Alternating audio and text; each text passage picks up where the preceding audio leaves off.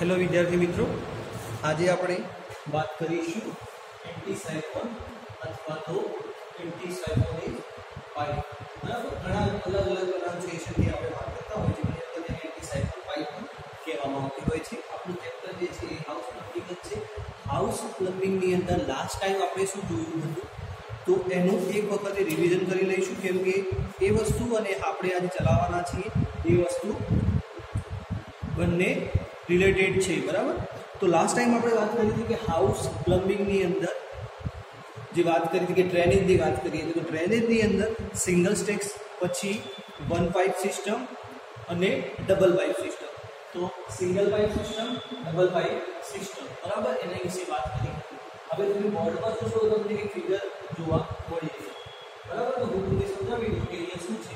તો અહીંયા આપણે ડબ્લ્યુસી વિશે વાત કરી રહ્યા છીએ કે એન્ટી સાયક્લોન પાઇપ આપણે કઈ જગ્યાએ હોય. બરાબર, તો ડબ્લ્યુસી માટે માની લો કે ફ્લેટ છે અથવા તો હાઈ રાઇઝ બિલ્ડિંગ છે, તો એની અંદર આ રીતનું કનેક્શન હોય છે. કઈ રીતે? તો જોઈએ આપણે કે આપણને શું શું વસ્તુ આપેલી છે. તો એન્ટી સાયક્લોન પાઇપ આપણી કે છે આપણે ડોટેડ લાઈન જે બતાવેલી છે એ એન્ટી સાયક્લોનિક પાઇપ છે. બરાબર, જેનો ડાયામીટર છે 50 mm. બરાબર, 50 mm ડાયામીટર આ મોટા નહીં એન્ટી સાયક્લોન પાઇપ છે જેનો ડાયામીટર છે 50 mm. અને સાઈડમાં તમે જોઈ રહ્યા છો એ છે તમારી સોઇલ પાઇપ, કે જે પાઇપ દ્વારા તમારું જે પણ ડબ્લ્યુસી માંથી વેસ્ટ હશે એ બધો ક્યાં જશે? તમારી હાઉસ ડ્રેનેજ પાઇપની અંદર. ક્લિયર?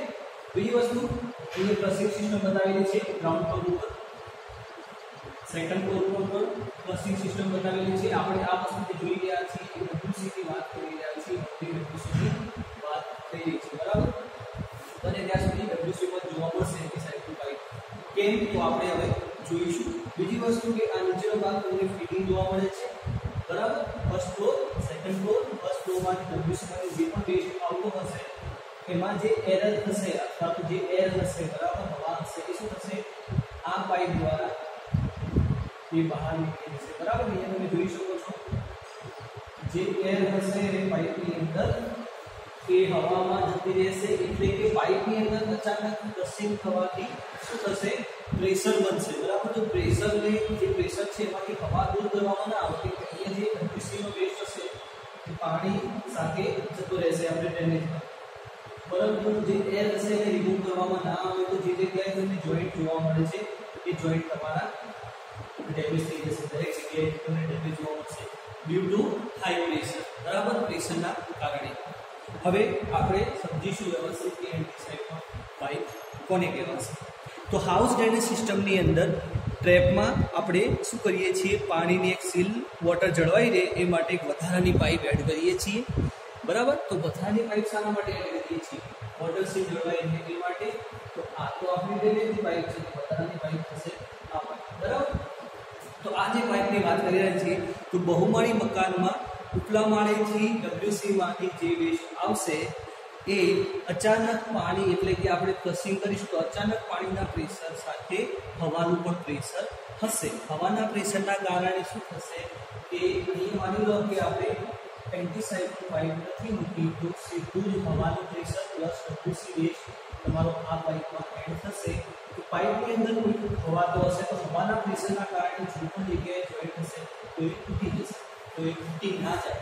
બરાબર, ફરીથી જોયો કે તૂટી ના જાય એ માટે આપણે એન્ટી સાયક્લોન પાઇપનો યુઝ કરતા હોઈએ છીએ. બરાબર, સમજી ગયું?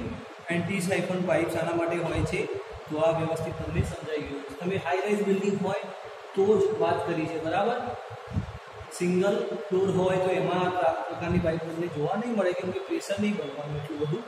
પણ જ્યારે હાઈ રાઇઝ માની લો કે ફર્સ્ટ ફ્લોર છે, એના ઉપર સેકન્ડ, થર્ડ, ફોર્થ, તો ઉપરથી જ્યારે ક્રશિંગ થશે ત્યારે બધી જ પાઇપમાં પ્રેશર આવશે. અહીંયા પણ પ્રેશર આવશે, અહીંયા પણ પ્રેશર આવશે. તો એ પ્રેશરને રિમૂવ કરવા અથવા તો પ્રેશર નીકાળી દેવા માટે આપણે એન્ટી સાયક્લોન પાઇપનો ઉપયોગ કરતા હોઈએ છીએ. એક્ઝામની અંદર પૂછાય છે. એક વખતે ફરી જોઈ લઈશું કે એન્ટી સાયક્લોન પૂછાય તો તમારે લખવાની થિયરી કઈ છે, એની સાથે સાથે ક્વેશ્ચન પણ આજનો કહી દો કે આજનો ક્વેશ્ચન એન્ટી સાયક્લોન પાઇપ દોરવાની છે બરાબર આ ફિગર તમારે, અને એની સાથે સાથે 3 લાઇનમાં લખવાનું થશે કે એન્ટી સાયફોન પાઇપ શાના માટે ઉપયોગમાં આવશે બરાબર. ક્વેશ્ચન નંબર તમારો 1 અહીંથી તમને મળી જશે. ક્વેશ્ચન નંબર 1 બરાબર. ફરી એકવાર જોઈ લો, એક્ઝામમાં પૂછાય છે. ફિગર તમે ડ્રો કરી શકશો તો તમારી માટે એકદમ ઇઝી રહેશે આને શું કરવું સમજાવવું બરાબર. તો ફિગર આપણે જોઈ રહ્યા છીએ. તો ફિગરમાં એક વખત ફરી જોઈ લો કે તમારે શું કરવાનું છે કે અહીંયા ડબ્લ્યુસી માટે જે આપણે જોઈ રહ્યા છીએ એ રીતની ટ્રેપ મૂકવામાં આવે છે. ટ્રેપની અંદર પાણી હશે કે જેથી બહારનું જે ગંદી સ્મેલ હશે ઘરમાં પ્રવેશી ના શકે. બંને જગ્યાએ તમે જોઈ શકો છો ટ્રેપ છે, પછી ડબ્લ્યુસી છે. ડબ્લ્યુસીની અંદર બે જોડાણ છે, એક છે સોઇલ પાઇપનું, બીજું છે એન્ટી સાયફોન પાઇપનું. સોઇલ પાઇપનું ડાયામીટર છે 50 mm, એન્ટી સાયફોન જે પાઇપ છે એનો છે 50 mm ડાયામીટર, અને સોઇલ પાઇપનો 100 mm ડાયામીટર. કેમ કે આમાં પાણીનું વહન થવાનું છે એટલે આપણે ડાયામીટર વધારે રાખીશું. આમાં ખાલી એર જ જશે એટલે ડાયામીટર ઓછો હોય તો ચાલે બરાબર. બીજી વસ્તુ કે એ જે કનેક્શન હશે આપણું જે મેન શ્યુઅર હશે અથવા તો હાઉસ ડ્રેનેજ પાઇપલાઇન હશે ત્યાં આપણે આપીશું. હવે એન્ટી સાયફોન કોને કહેવાશે? તો એન્ટી સાયફોન એટલે કે વધારાની પાઇપ એડ કરેલી હશે. શાના માટે? કે જે ફ્યુઅલ ગેસીસ હશે અથવા તો પાઇપની અંદર હવાનું પ્રેશર હોય, અથવા તો એમ પણ કહી શકાય કે હાઈ રાઇઝ બિલ્ડિંગમાં જ્યારે ફર્સ્ટ ફ્લોર અથવા તો સેકન્ડ ફ્લોરથી ફ્લશિંગ થશે તો શું થશે? પ્રેશર સાથે ફ્લશિંગ થતું હોવાથી જે પણ પાઇપના કનેક્શન હશે એને ડેમેજ થતું હોય છે. તો ડેમેજ ના થાય એ માટે આપણે વધારાની પાઇપ એડ કરીએ છીએ, અને એ પાઇપને આપણે કહીશું એન્ટી સાયફોનિક પાઇપ બરાબર. હવે આપણે આગળ જોઈશું. આગળનો ટોપિક છે આપણો જેનું નામ છે સેફટી એન્ડ પ્રિકોશન, એટલે કે સલામતી અને તકેદારી બરાબર. થોડું અહીંયા વ્યવસ્થિત કરી દઈશું આપણે. સેફટી પ્રિકોશન ફિગર આપું છું કેમ કે તમારે જોયું હોય અથવા તો હોમવર્ક માટે સંબંધિત હોય પણ અહીંયા રીતે ફિગર રાખી છે. આપણે સાઈડમાં સેફટી એન્ડ પ્રિકોશન વિશે જોઈશું. તો આમાં સેફટી શું રાખવાની હોય? સૌપ્રથમ તો આપણને ખબર છે કે કનેક્શન વ્યવસ્થિત હોવા જોઈએ બરાબર. એ આપણી મેઇન વસ્તુ છે. કનેક્શન કોઈ જગ્યાએથી લૂઝ ના હોવા જોઈએ. હાઉસ પ્લમ્બિંગની વાત ચાલી રહી છે તો કનેક્શન કોઈ પણ જગ્યાએથી લૂઝ ના હોવા જોઈએ. ડાયામીટર જે છે માની લો કે પાઇપનો ડાયામીટર છે તમારો 100 mm બરાબર, અને સામે બીજું પાઇપનું કનેક્શન કરવાનું છે થોડો ટી આપતી હોય તો એ પણ તમારું ડાયામીટર કેટલું હોવું જોઈએ? 100 mm હોવું જોઈએ. માની લો કે 120 mm ડાયામીટર હશે અથવા તો 110 mm ડાયામીટર હશે તો શું થશે? એમાં લીકેજ થશે. ટેમ્પરરી તમને નહીં દેખાય પણ એમએમની અંદર પણ એરર થઈ જાય તો તમારા જે પણ કનેક્શનનું જોડાણ થશે એમાં શું થશે? એરર ઉભો થશે. એરરના કારણે પાઇપના કનેક્શનની સાથે સાથે તમારા મકાનનું પણ ડેમેજ થશે બરાબર. ઘણી જગ્યાએ આ પ્રોબ્લેમ થતા હોય છે કે કનેક્શન આપણે કોઈ જગ્યાએથી લીક થતું હોય તો એના માટે પ્રિકોશન ના લઈએ તો કનેક્શન તો બગડેલું છે આપણું, પણ એની સાથે સાથે આપણું મકાન પ્રોપર્ટી જે પણ હશે એમાં પણ તમને ખરાબી થતી જોવા મળે છે. ઘણી વખતે લીકેજ થતું હોય. માની લો કે ફર્સ્ટ ફ્લોરમાં કોઈ જગ્યાએ ડેમેજ હોય ડબ્લ્યુસી અથવા તો કોઈ પણ કનેક્શનમાં તો એનું લીકેજ ગ્રાઉન્ડ ફ્લોરમાં ઉપર જે સ્લેબ હોય છે એમાં જોવા મળે છે. કેમ કે બધા કનેક્શન આપણે શું છે એક જ જગ્યાએ જોડાણ કરેલા હોય છે. જ્યારે હાઈ રાઇઝ બિલ્ડિંગ હોય ત્યારેની વાત છે બરાબર. નેક્સ્ટ હવે ચાલુ કરીશું આપણે સેફટી એન્ડ પ્રિકોશન. સેફટી માટે મેં તમને કીધું એ પ્રમાણે સૌપ્રથમ શું કરવામાં આવે છે કે પાઇપનું જોડાણ વ્યવસ્થિત કરવામાં આવે છે. હવે આપણે ફિગર દ્વારા જ સમજીશું એટલે તમને સરસ રીતે સમજણમાં આવે. કામ કરતી વખતે પ્લમ્બર સાથે જે ઓજારો હોય, હવે ઓજારો એટલે કયા કે જે મેં તમને પહેલાં સમજાવ્યું તો પકડ ને બધું આપણે જોયું હતું ફિગર સાથે બરાબર. પાઇપને કટિંગ કરવા માટેના સાધનો જે હતા એ માણસ માની લો કે એ કામ કરતો હોય તો એ પોતાની સાથે કેરી ન કરતો હોવો જોઈએ બરાબર. તો કેરી કરે છે તો એને વ્યવસ્થિત પકડ મજબૂત હોવી જોઈએ બરાબર. કેમ કે લટકતા રાખતા હોવાથી ઘણી વખત પડી જતા હોય છે અથવા તો નુકસાન થતું હોય છે. તો એ રીતના ના રાખવા જોઈએ આપણે કોઈ પણ જગ્યાએ કામ કરતી વખતે.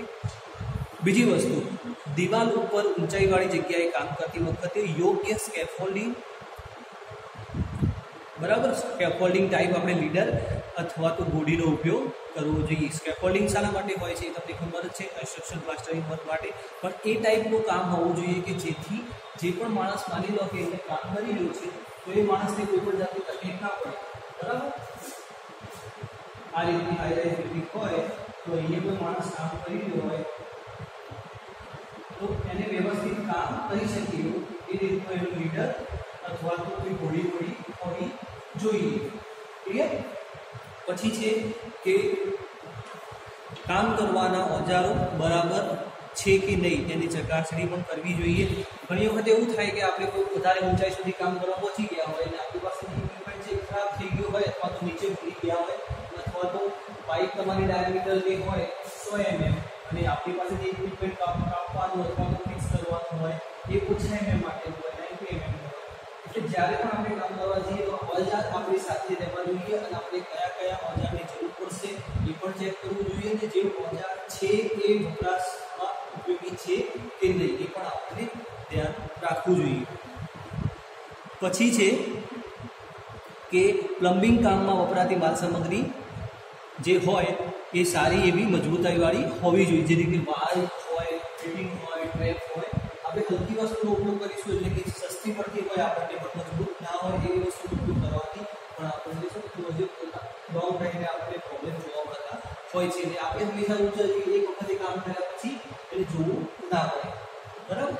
પછી આગળ વાત કરીએ તો આગળ છે કે પાઇપો તેમજ પ્લમ્બિંગના ઉપકરણો સાધનો વોટર ટાઇટ બનાવવા જોઈએ અને આંટા ચડાવતી વખતે તેના ઉપર સફેદ જે ટેપ આવે છે બરાબર અથવા તો સૂતળ વીંટવામાં આવે છે. સૂતળ અથવા તો વ્હાઇટ ટેપ આવે છે શાના માટે વીંટવામાં આવે છે?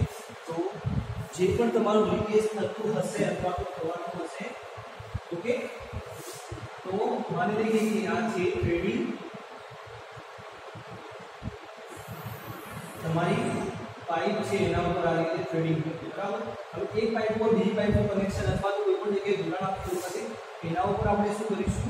વ્હાઇટ ટેપ અથવા તો સૂતરની દોરી વીંટીશું અને પછી એના ઉપર બીજી પાઇપનું જોડાણ આપીશું જેથી વચ્ચેના ભાગે જે છે લીકેજ થવાની જે શક્યતા છે એ ઓછી થઈ જાય. આંટામાંથી પણ પાણી આવતું હોય છે, એવું નથી કે બે પાઇપને જોડાણ કર્યા પછી પણ લીકેજ ના થાય. તો લીકેજ ના થાય એ માટે આપણે વ્હાઇટ ટેપ અથવા તો સૂતરની દોરી પણ સૂતરી કહી શકીએ છીએ અને જૂટ કહી શકાય બરાબર. તો એ લગાડવામાં આવે છે.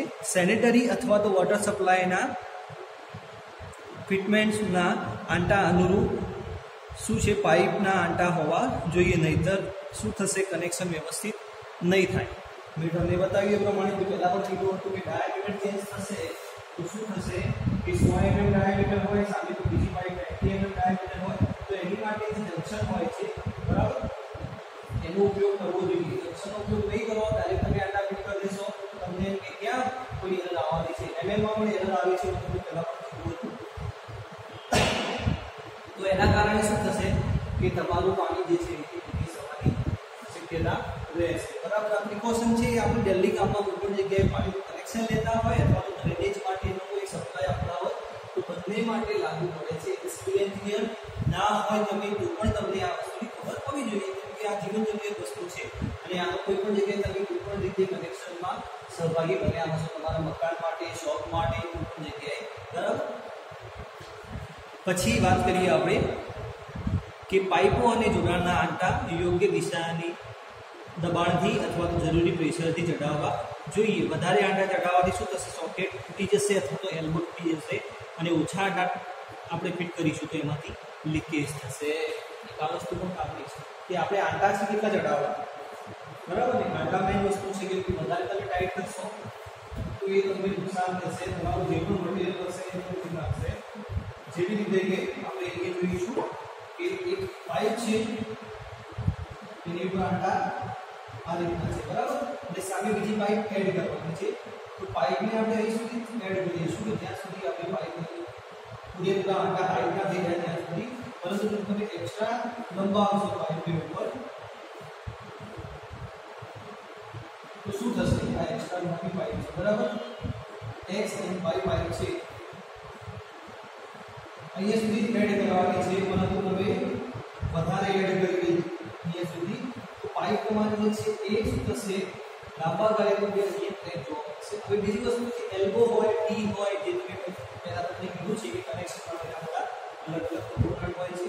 તો જે એલ્બો હોય, ટી હોય એની અંદર પણ તમારે કનેક્શન આપવું હોય તમે અહીં સુધી પાઇપ એડ કરી શકો.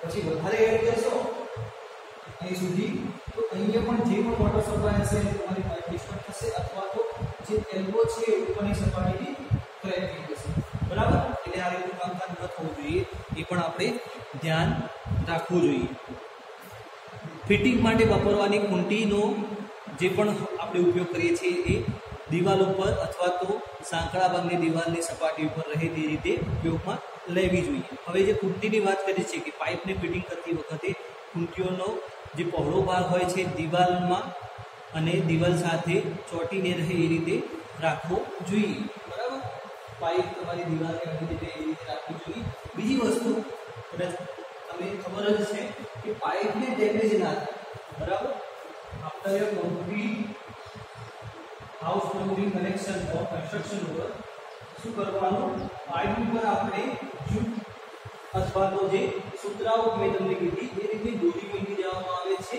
અને પછી એને જો ખુલ્લી રાખવી હોય તો વાંધો નથી અથવા તો એની ઉપર પ્લાસ્ટર વર્ક પણ કરવામાં આવે છે સૂત્રની દોરી વીંટવાથી શું થશે કે પ્લાસ્ટર જે છે આની પર ચોંટી શકશે અથવા તો સ્ટીલની નેટ પણ આવતી હોય છે આ રીતે આપણે નેટ જાણીએ છીએ એને ઉપર વીંટી દેવાની પછી એના પ્લાસ્ટર કરવાનું જેથી તમારે જો પાઇપ છે એને હાઈડ કરવી હોય પ્લાસ્ટર કામની અંદર તો પણ થઈ શકે છે બરાબર પણ જે ડ્રેનેજ માટેની પાઇપ છે બને ત્યાં સુધી ખુલ્લી રાખવામાં આવે છે કે જ્યારે ત્યારે પણ કોઈ પણ જગ્યાએ પ્રોબ્લેમ હોય તો આપણે એને ઇઝીલી રિમૂવ કરી કોઈ પણ જોઈન્ટ તૂટી ગયો હોય તો એને ઇઝીલી રિમૂવ કરી અને પછી પાછું નવો એડ કરી શકીએ આ જે કનેક્શન છે એ તમારું જે ટેરેસમાંથી પાણી આવતું હશે એને જ ખાલી આપણે બને ત્યાં સુધી હાઈડ કરતા હોઈએ છીએ કેમ કે આ પાઇપ એવું છે કે એની કોઈ જગ્યાએ આપણે સાફ સફાઈ કરવાની જરૂર પડતી નથી અને કોઈ જગ્યાએ પોતાની ચોકઅપ થઈ જાય તો એને ઇઝીલી સાફ થઈ શકે છે બરાબર ચોમાસામાં જ આ પાઇપનો ઉપયોગ થતો હોય છે અને આજે તો આપણે રેગ્યુલર ઉપયોગ કરતા હોઈએ છીએ કે આને